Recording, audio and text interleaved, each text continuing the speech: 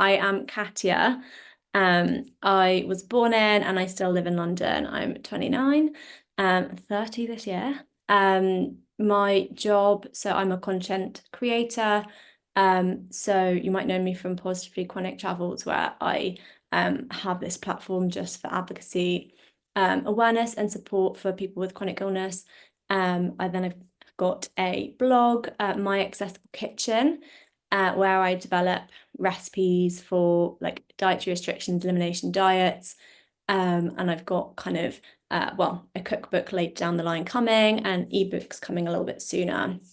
And then my client business, I'm a recipe developer with Katya content creation. So recipe developer, food stylist, photographer, videographer, editor, all at my accessible home studio. And I've done it just basically around all of my health conditions. I've just created this business basically. So that's just a bit of background about who I am. Now we've got an overview with this beautiful mind map into my medical history. So I obviously we're talking about mast cell activation syndrome here today, but for me personally, and I know for many people with MCAS, it also comes typically, not always, alongside Ehlers-Danlos syndrome. So I've got the hypermobile type. So I kind of divided up a lot of the symptoms that you can typically get. Well, this is just what I experienced, but this is also what one can typically get with EDS. And MCAS is just one of the things alongside all of these other things. So like dermatological issues, musculoskeletal, migraine, autonomic and cardiovascular, also known as POTS, but there's also many other types of dysautonomia. And then gastrointestinal is kind of how I've divided it, and then multisystemic allergic, which might be diagnosed into MCAS or maybe other kind of mast cell activation disorders or mastocytosis, depending on the person. But yeah, this is just kind of a quick background as to what I experience. And I'll now go into kind of the background of my symptoms when I was diagnosed, and how it's all unfolded over my life. So, my childhood.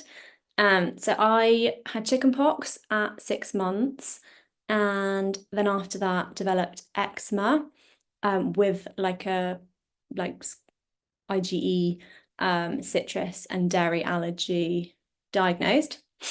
I always had like tummy aches, headaches, fatigue throughout my whole childhood. So I'd always try and be like inside, because activities would just flare me up. I actually kind of like quite ironically would just always try and be inside, either doing arts and crafts or in the kitchen, just like cooking with my mum, which is basically what I do today. Like my business is just developing recipes and being creative by taking photos of them and videos. So I kind of, yeah, like gone back to my like inner child, I don't know.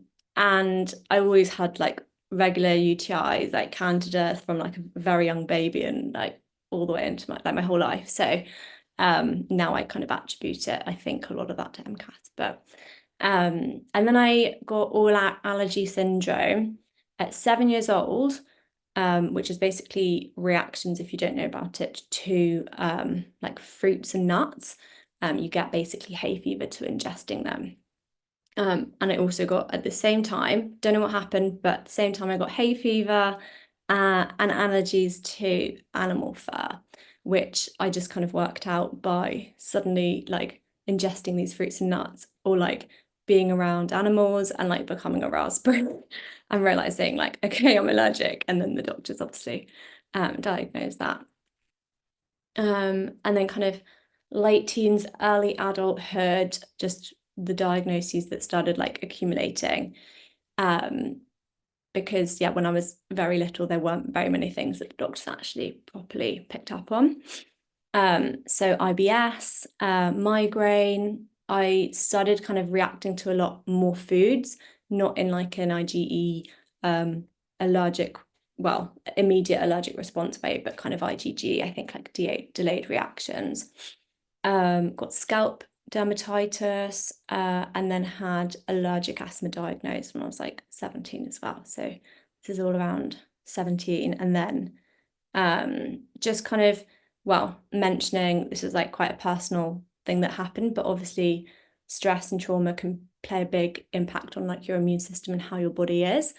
So I had like a stressful life event when I was 18 that I think definitely contributed to possibly, I don't know, the progression of things potentially. And then 3 years later, so I'd been to uni. Now after this, I had an appendectomy. It just suddenly ruptured my appendix, basically, or was about to. So I had it out. But then I had so much pain that 5 weeks afterwards, I had another laparoscopy. And then the reason that I'm bringing this up, it's not so, I don't think it's so MCAS related, but in terms of my EDS diagnosis, this is like a big, I'd say like a key thing, because I wasn't recommended to do any physio or strength training afterwards. They just kind of, after these 2 surgeries, just didn't advise anything. So I wasn't doing anything to get stronger. And then it led to chronic daily migraine. And then, so that was about 18 months. And then finally, because I think there was just so much laxity in all of my joints, my coccyx and hip subluxations happened like in the summer of 2018. And then I was diagnosed towards the end of the summer or end of 2018, basically, with hypermobile Ehlers-Danlos syndrome. So in terms of my MCAS, so I'd already been managing now with, how many years is that? 2 years from my EDS diagnosis. And for me, this was the big trigger for my MCAS. Obviously, I'd been experiencing those other symptoms that I've mentioned throughout my childhood and teens and stuff. But me and my partner in 2019 December quit our jobs to go traveling. And obviously the pandemic happened by March, so we were wanting to maybe even go for 18 months. But we got 3.5 months in, which is still great. But in March I had COVID, and it was the Cambodian strain, so possibly like one from, I don't know, one of the worst strains, like from the beginning of COVID. And we flew back home, but I was like completely wiped out for 6 weeks with extreme fatigue, really bad like chest pain, like really affected me quite badly. I was like even coughing up blood and stuff. So that is like what I would attribute the infection that for me kind of pushed me over the edge from like baseline milder symptoms of MCAS to like having what I will describe in a second. That what actually happened, it wasn't like all of these symptoms from like the next day, but it was a gradual April to August. Slowly started to worsen all of these symptoms and get more and more severe. And I'd say like September 2020 was my all-time low in terms of all of these symptoms, with absolutely zero management, because I didn't really know what to do, or it seemed very out of the ordinary. So I started reacting to basically eating and drinking anything. So the idea of ingesting, my body just decided to not like. So yeah, this was, as I said, at its worst around September 2020, but it gradually started with all of these after ingesting anything, which was the trigger. So typically around like a couple of minutes after I'd finished a meal. Obviously, we have 3 meals in a day. So the bigger the meal, though, the worse the reaction. So typically, well, I think it's a combination of the bigger the meal, and also just as the day goes on, you're exposed to more histamine. So my evening meal was always the worst, and especially at the beginning, these reactions would last from 10 minutes to like 2 hours, but particularly at the beginning, they were like always 2 hours. So throughout the whole day, I'd wake up, I'd eat and drink, I'd get this reaction, I'd like have 2 hours to recover and need to eat again.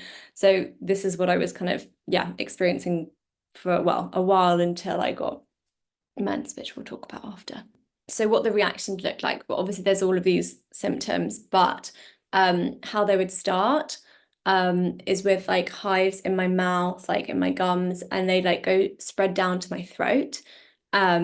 And I'd have difficulty breathing in or swallowing. So it was always partial throat closure, never enough to stop me breathing fully or become unconscious. It was just so uncomfortable. And for about 20 minutes, I'd like have to lean forwards and like breathe like, but like still always be able to breathe. But every single time, this is what would happen. And now simultaneously, I'd suddenly get like chest heaviness and pain when breathing in, which I kind of would describe as like an allergic asthma, like wheeze and coughs, because it will come with like a really deep cough, a lumpy rash, like visibly here on my neck. So it's kind of like this was the area you could tell like all the mast cells were like activating, and like literally the rash was inside, outside. I just generally get like a full body underskin, like itching, urticaria, kind of like a prickly heat rash, like you almost couldn't even necessarily see it. Like I never had like a rash that was super blotchy, but it's so itchy. Um, Face flushing and redness, migraine type symptoms with like dizziness, because I get vestibular migraine actually is the specific type. So nausea, headache. Sometimes I'd get like an itchy nose and sneezing, but like very less frequently.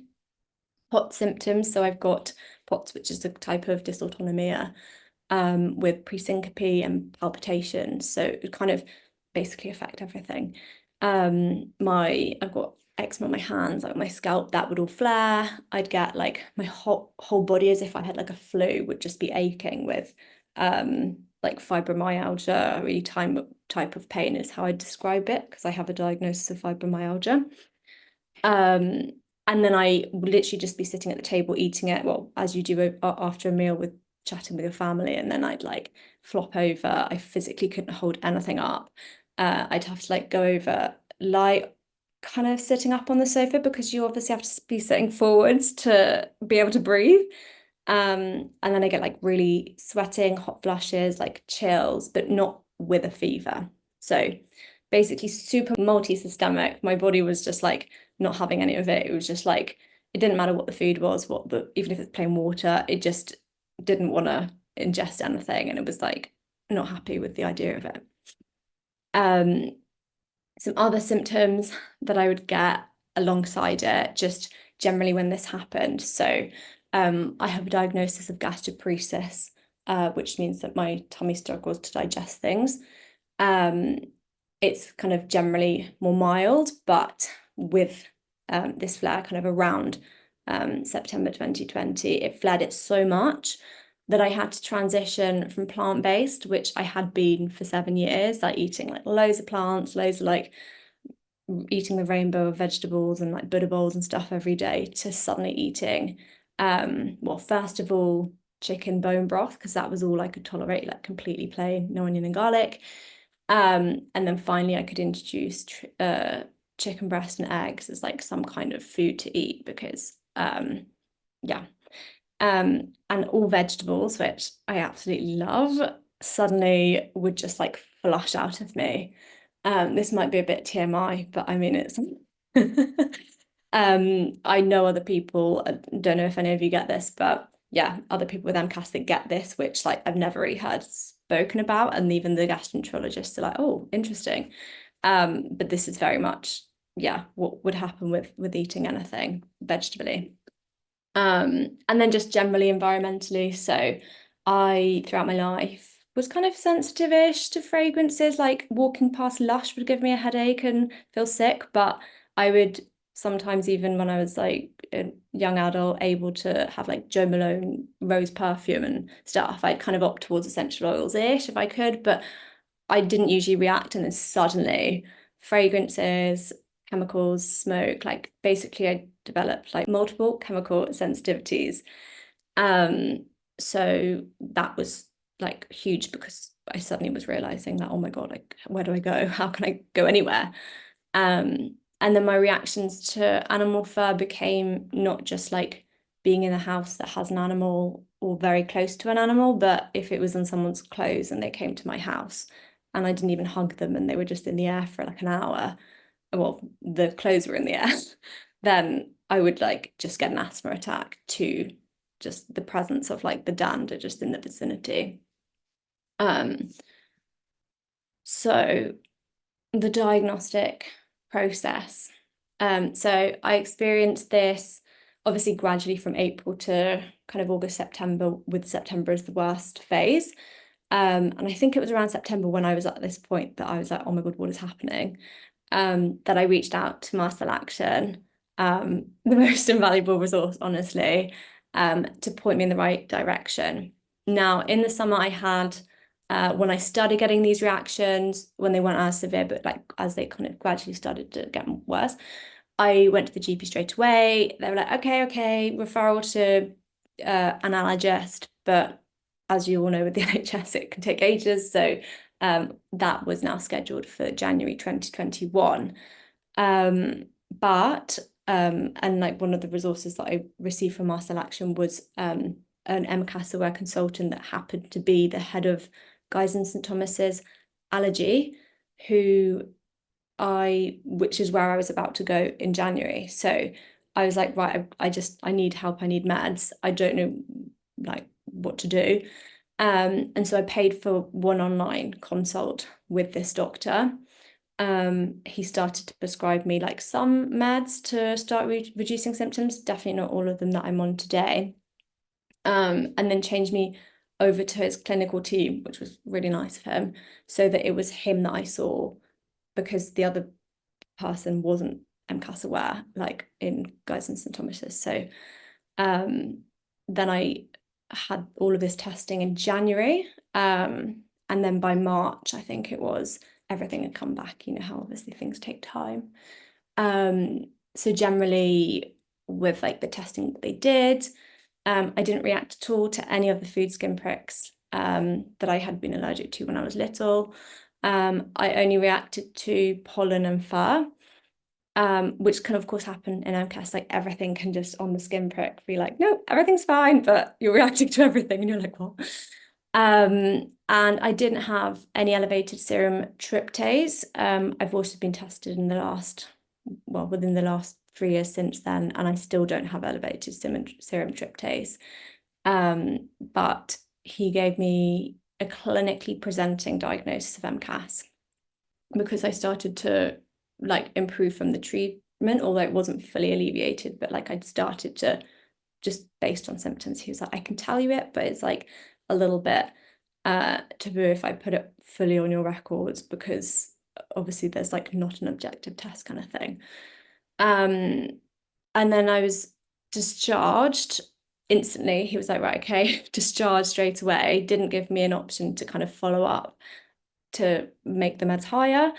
So then it took me another 18 months just to be able to see allergy again, to increase my dosages. So I was kind of at this point, the first 2 morning ingestion, eating or drinking, I would mostly feel better, but then by the evening, which is always kind of my worst reaction, maybe the bigger meal, I would still be getting the hives, like the full shebang of all those symptoms. And so it took me kind of until November 2022 to get the dosages that I'm on now. In the interim, I saw a gastroenterologist because it was I don't know, a two-year wait list for this gastroenterologist at UCLH. Finally got to see her in the summer of 2022. And she was like, okay, so you're on ketotifen, sodium glycate. That was what I would prescribe you for your gut symptoms, but you've still got obviously your like hives, urticaria and stuff. You need more help. And I was like, I know. And she was like, okay, can you, I'll give you an internal referral, UCLH allergy, so it's quicker for you. And obviously, for some reason, it had been internally rejected as well with my GP. So I'd been all over the place. That's why it took so long. And then they actually, UCLH allergy rejected my referral because they were like, sorry, but MCAS was written in this letter and we don't treat MCAS, so we're rejecting you, we can't help you. And so I was, well, speaking to her secretary, she was messaging me. She was like, okay, I'll submit it again without mentioning MCAS. And then, of course, they'd already seen the previous letters. So they're like, no, we're not seeing her. But anyway, a few more months later, and I was seen at Guy's this time with another specialist. And they then increased my dosages to what I'm at today. That's kind of all the journey. So it wasn't just like, okay, all the meds will give you, here's the diagnosis, we'll give you the treatment. It was very much like discharged, like sporadic, okay, got to kind of advocate for more help. And just generally, as you'll probably know, but the diagnostic barriers, because of the lack of NHS and NICE guidelines, which is why they rejected my referral, because the NHS shouldn't technically treat MCAS at the moment until there are guidelines. And generally the allergists kind of accept the consensus 1 criteria, which have huge flaws. And lots of researchers in this space, they put forward the consensus 2 criteria for diagnosis, where you don't need elevated serum tryptase, because it's technically a marker for mastocytosis diagnosis. So a low percentage of MCAS patients, I think when I saw it in the study, it was like 15% or so, will actually show elevated serum tryptase, like it's not an objective marker. And then there are just thousands of mast cell mediators in the body. So testing like 1, 2, or 3 things where mast cells could be, like you've got another like 900 possibilities of where the mast cells mediators could be and that you're not testing. So it's just, there's so many flaws. And I don't think they consider, not sure if consensus 1 considers like response to treatment, but consensus 2 definitely does. So if you can't get like biopsies or things that are really expensive and, well, the NHS typically might not even offer in a lot of places, they'll consider like a response to treatment as a kind of clinically presenting. So that's kind of a backstory of, the diagnostic process that I went through, some kind of barriers to kind of flag. So how I manage. So obviously, just want to reiterate, with management, this is stuff that I do. Everybody, I studied psychology at university, and the conclusion that I learned from every single essay across the 3 years was basically, okay, like this might work for some people, but it might not work for other people. We're all different. So you can't just do one thing and you've got to trial loads of things in order for it to work for you. And basically it's called individual differences. So I just want to reiterate about individual differences, the importance of trial and error, and if it works for me, it might not necessarily work for you. We're all very different. So reiterating that, it's not medical advice or anything. So I obviously talked about the medications that were given when I was with the allergists, and I'm now on the full doses of medications that you're allowed to give for MCAS, of these ones. So they are H1 antihistamines, so they typically help with just generally all my symptoms, I'd say, typically like the hives and stuff like that. H2 antihistamines, I actually first, so typically they say like H2 antihistamines, they target the gut.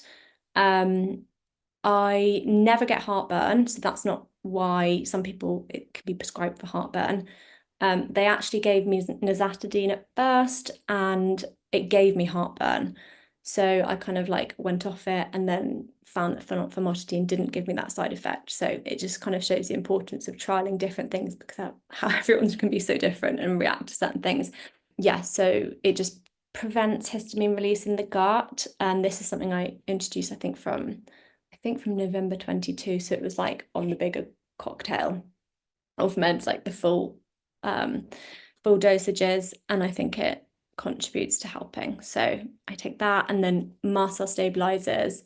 And I take 2 types. I kind of took both separately, and then they confirmed for me that I can take both together, which really helps. Obviously, I have a lot of gastro reactions too, but also they don't just help stabilize the mast cells in the gut, but also I find in the skin, like a lot of the like full body itching, rashes and stuff was alleviated so much from these medications. And then montelukast, which was an anti-leukotriene, and they're the things that are released when you like cough. So for my coughing part of the reaction, they are so helpful for me.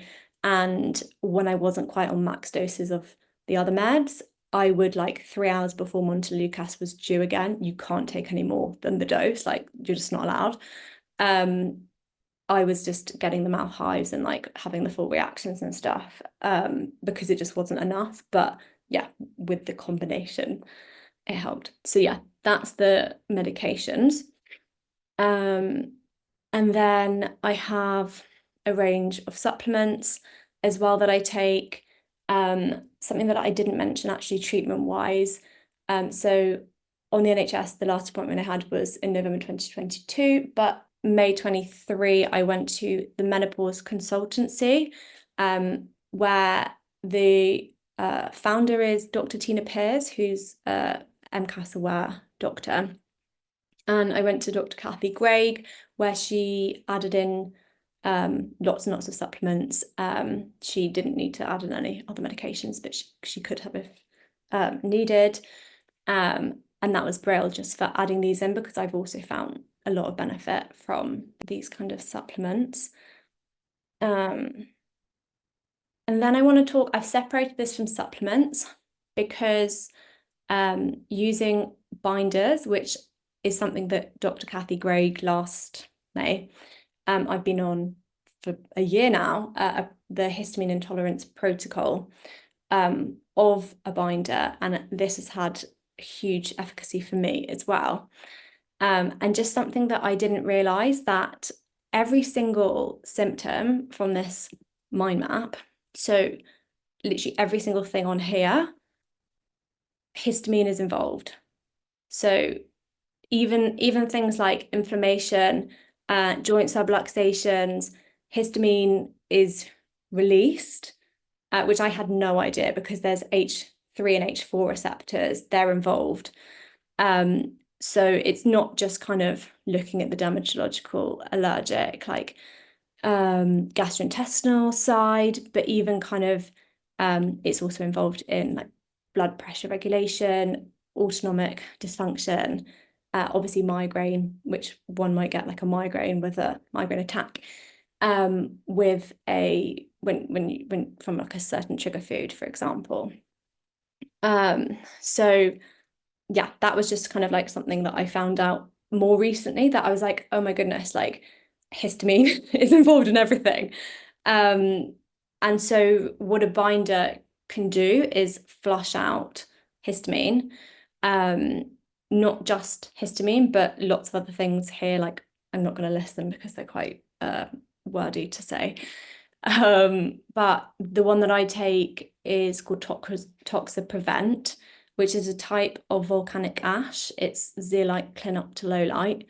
And it's this one is specifically this one. There's loads of different types of binders, is approved as a medically safe device, because it's been proven to have the right particle size, not to ever leave the GI tract. Now, there are some like on the market that might not be the right particle size, like that if they don't have the medical device like stamp, it can potentially be a bit harmful. So make sure you're always checking with a doctor.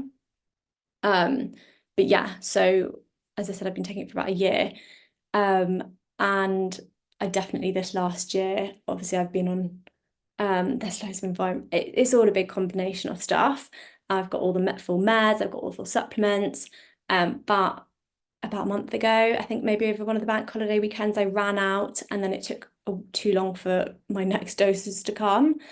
And I got the mouth hives reaction again, like not just mouth hives, like the full, all of that came back over those 5 days. and I just was so fatigued, like felt so unwell. Um, so this is definitely being able to flush out any excess histamine, which some histamine can actually be beneficial. So its involvement, for example, in inflammation, it can help with like healing and growth or like repair. But too much of it is where like obviously it's not good. So being able to flush out stuff that your body doesn't need is good. And yeah, full disclosure, obviously I work with this brand, but only because I have tested it for about like 6 months, but I'd use it for 5 years before I even, but just not in as like not on this full protocol. So I really advocate obviously the brand, but only because it's helped me so much. So diet changes. Now I was obviously I've mentioned before plant-based for 7 years, and MCAS forced me away from all the lovely vegetables and fruits that I loved, to eat basically chicken, egg, beige foods, and like maybe this many foods or sometimes even a handful. And it took me actually quite a while in the first 2 years from like 2020 to 2022, maybe even, that soy, which I was eating daily, is actually really high in histamine. And so for me, it was triggering loads of my reactions.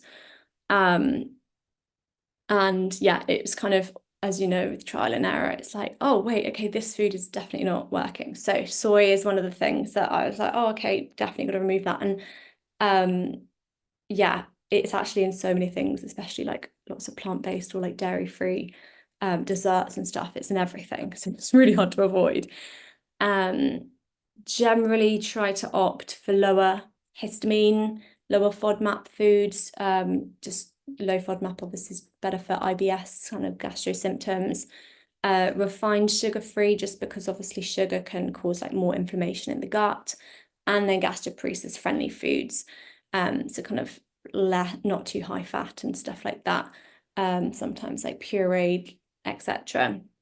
But also just beyond, so there can be like low histamine and low FODMAP foods that I also react to and I have for many years. So it's just kind of knowing what foods that I react to and knowing kind of what to stay clear of, sometimes like testing to see if they cause a reaction, then realizing they do, and okay, haven't been able to, but soon one day, hopefully.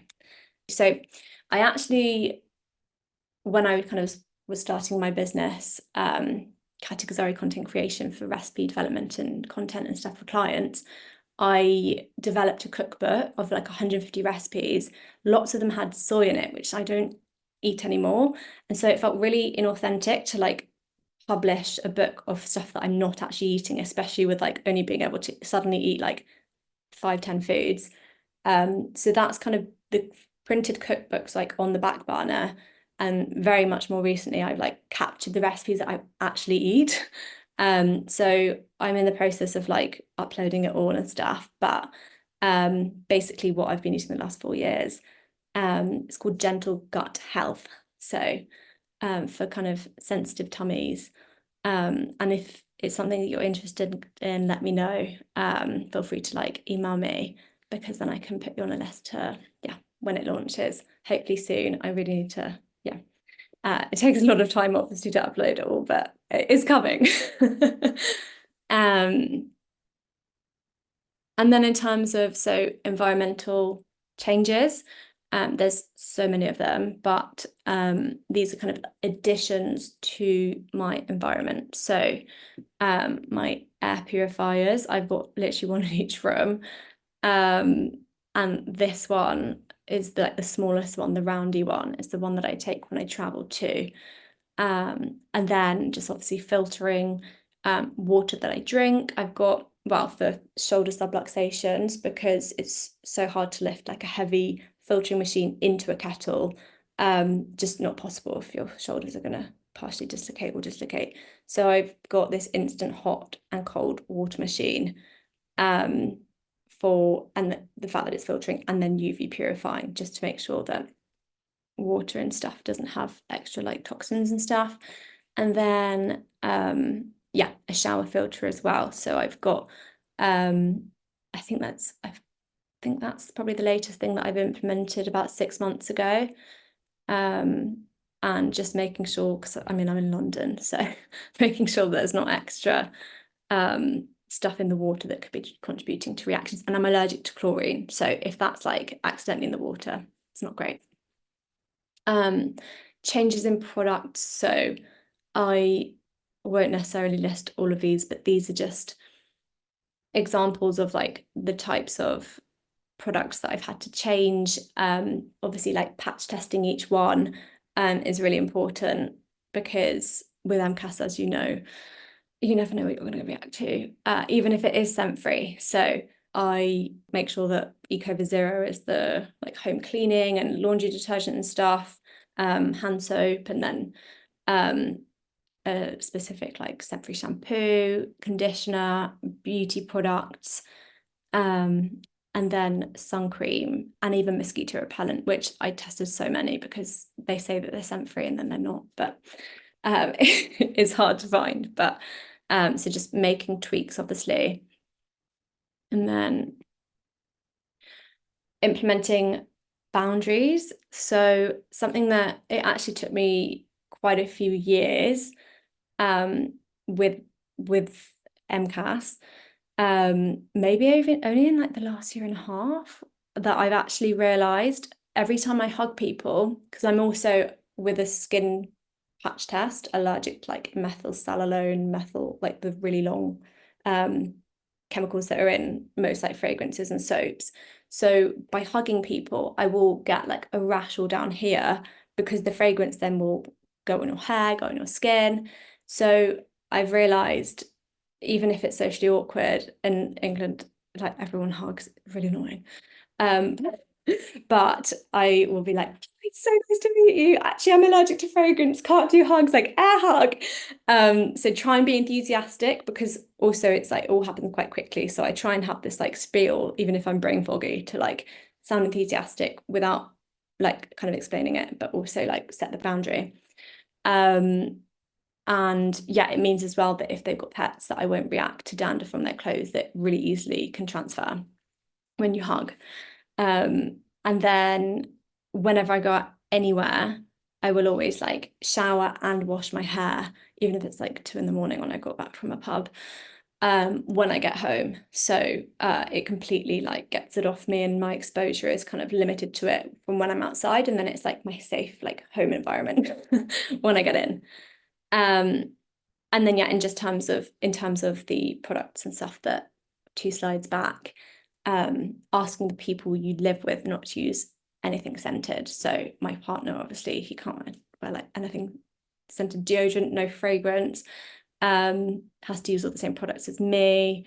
And then when people come to my house, or if I'm meeting them out and about, even we had an engagement party recently, everyone attending, because I was kind of in control of the guest list, I was like asking all like the 100 people, like, please don't spray fragrance. And it makes such a difference. Like, even if you're not hugging, like, it's not like there was a few odd people that you accidentally forgot or something, and you could like tell over that. But yeah, having a space that people aren't spraying fragrance, really, really makes a difference. So if you can, weather dependent, obviously today it's not the kind of day that you could, but trying to meet up in outdoor spaces, like to reduce exposure. Obviously there's like pollen and stuff as well, so it's like a double-edged sword sometimes, but that might help in the summer as well. Then just kind of managing mental health as well, obviously it can cause kind of quite a lot of anxiety about going out and about, and having to suddenly implement like boundaries like this, that you might feel like you don't want to feel like a burden, or like which you're not, but you know, you can get those like thoughts and stuff. So really, really remembering that your health and well-being is more important than what other people think of you. So I guess almost like cognitive behavioral therapy might be something specifically that you can help, but just yeah, that kind of affirmation for me.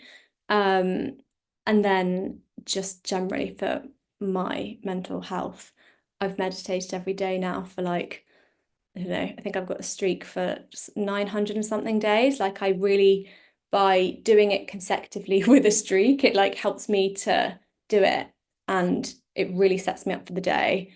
And if I meditated for many years before that, and if I didn't have the streak, I would just be like, oh no, I'm fine. And then a month would pass and my mental health would really suffer.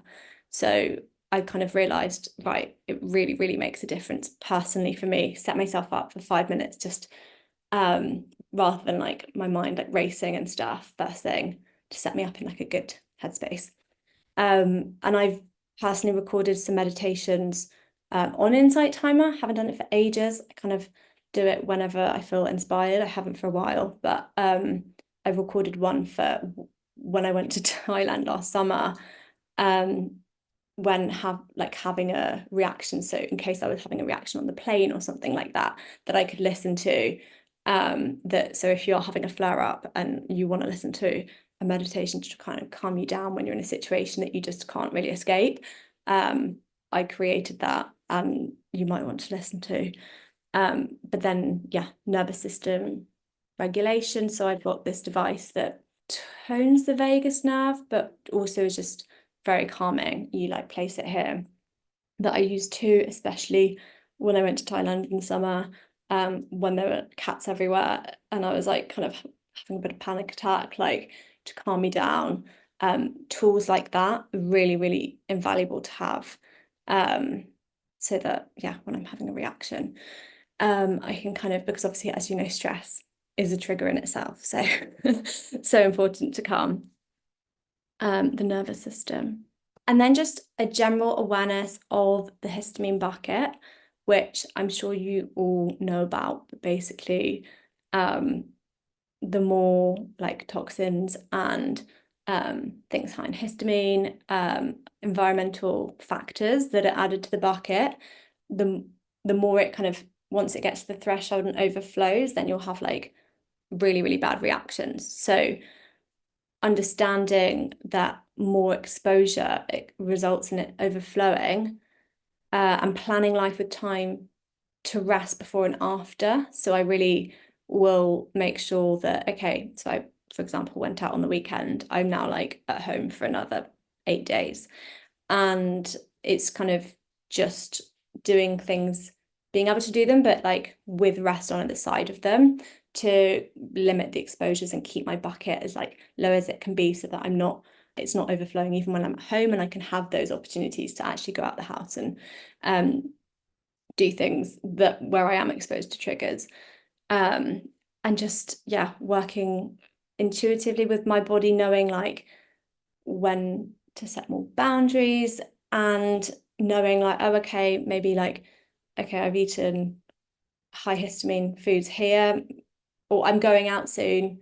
I'm going to try and eat a bit more low histamine, or I'm going to try and not expose myself to XYZ to keep it lower, my bucket. So the bucket theory is like, I love it. In terms of just managing.